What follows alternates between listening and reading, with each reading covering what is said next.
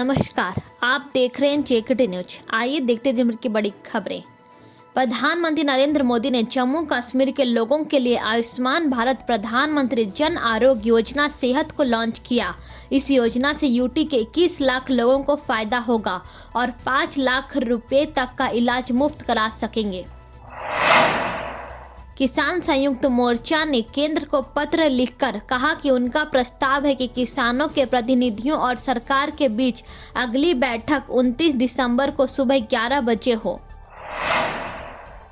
जम्मू कश्मीर के सोफिया में शुक्रवार शाम को शुरू हुई मुठभेड़ में सुरक्षा बलों ने शनिवार को 2 आतंकवादियों को मार गिराया। वहीं जम्मू पुलिस ने शुक्रवार को द रेजिस्टेंस फोर्स मॉड्यूल का भांडाफोड़ करते हुए एक पिस्तौल और एक AK सीरीज राइफल के साथ 2 संदिग्धों को गिरफ्तार किया।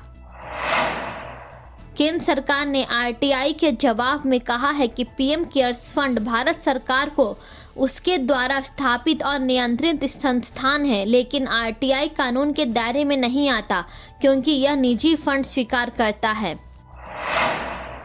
ब्रिटिश वैज्ञानिक एक नई दवा का परीक्षण कर रहे हैं जो हाल में कोविड-19 के संपर्क में आए लोगों को तत्काल इम्यूनिटी दे सकेगी। एस्ट्राजेनेका द्वारा यह अध्ययन अब तक 10 लोगों पर किया गया है और दुनिया भर में से 1125 लोगों को शामिल करने की योजना है। किसान आंदोलन को लेकर कांग्रेस महासचिव रणदीप सुरजेवाला ने कहा है, मोदी सरकार किसानों को थका दो और भगा दो की नीति पर काम कर रही है।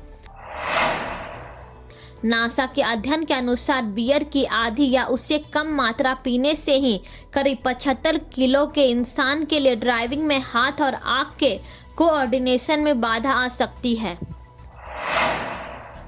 जापानी स्वास्थ्य मंत्रालय ने बताया कि हाल ही में UK से लौटे नागरिकों में से 5 कोविड-19 के नए म्यूटेंट स्ट्रेन से संक्रमित हैं। मंत्रालय के अनुसार इनमें से 4 में कोई लक्षण नहीं है। ब्लूमबर्ग के अनुसार एशिया के सबसे अमीर शख्स और रिलायंस इंडस्ट्रीज के चेयरमैन मुकेश अंबानी दुनिया के शीर्ष 10 सबसे अमीर अरबपतियों में शामिल नहीं हैं। सितंबर में अंबानी की नेटवर्थ रिकॉर्ड 89 अरब डॉलर थी और अब 76.5 अरब डॉलर की संपत्ति के साथ 11वें सबसे अमीर व्यक्ति हैं। टेस्ट बल्लेबाजी रैंकिंग में शीर्ष पर बरकरार ऑस्ट्रेलियाई बल्लेबाज Steve Smith Boxing Day test की पहली पारी में भारतीय ऑफ स्पिनर रविचंद्रन अश्विन की गेंद पर बिना खाता खोले आउट हो गए। 3 नवंबर 2016 के बाद यह टेस्ट क्रिकेट में स्मिथ का पहला डक है। टेस्ट में स्मिथ पहली बार भारत के खिलाफ 0 पर आउट हुए हैं। देश में पिछले 24 घंटों के अंदर कोविड-19 के 22,273 नए मामले सामने आए और संक्रमण के कुल मामलों की संख्या 1,01,69,118 हो गई है। एक दिन में कोविड-19 से 251 मौतों के बाद कुल मौतें 1,47,343 हो गई है। सक्रिय मामलों की संख्या 2,81,668 है और अब तक 97,40,108 लोग डिस्चार्ज हो चुके हैं। Reliance industries, Tata consultancy service, HDFC bank, Hindustan Unilever और इन्फोसिस 2020 का समापन 5 लाख करोड़ रुपए से अधिक बाजार पूंजीकरण के साथ करेगी।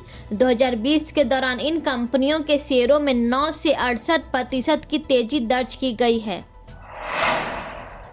Direct to home operator Dish TV ने बताया है कि उसे सरकार ने 15 दिन के भीतर लाइसेंस फीस और ब्याज के 4,164 करोड़ रुपए चुकाने का नोटिस भेजा है। यह फीस 2003 में लाइसेंस जारी करने से लेकर 2018-19 तक की है। भारतीय राष्ट्रीय राजमार्ग प्राधिकरण ने बताया है कि प्रतिदिन रिकॉर्ड 50 लाख लेन देन के साथ फास्टैग के जरिए दैनिक टोल कलेक्शन 80 करोड़ रुपए के पार पहुंच गया है और अब तक 2 करोड़ 20 लाख फास्टैग जारी हुए हैं। डेनमार्क के स्टिक अबॉल शिव रिनसेन ने एक सांस में पानी के नीचे 662 फीट के 8.7 इंच की दूरी तय करने का गिनीज वर्ल्ड रिकॉर्ड तोड़ा है। स्टिक ने यह कारनामा 26 नवंबर को मैक्सिको के बाजा कैलिफोर्निया सुर के ला पांच में किया। धन्यवाद। वीडियो अच्छा लगा हो तो लाइक करें, कमेंट करें और इसी तरह का वीडियो देखने के लिए हमारे चैनल को सब्सक्राइब करें।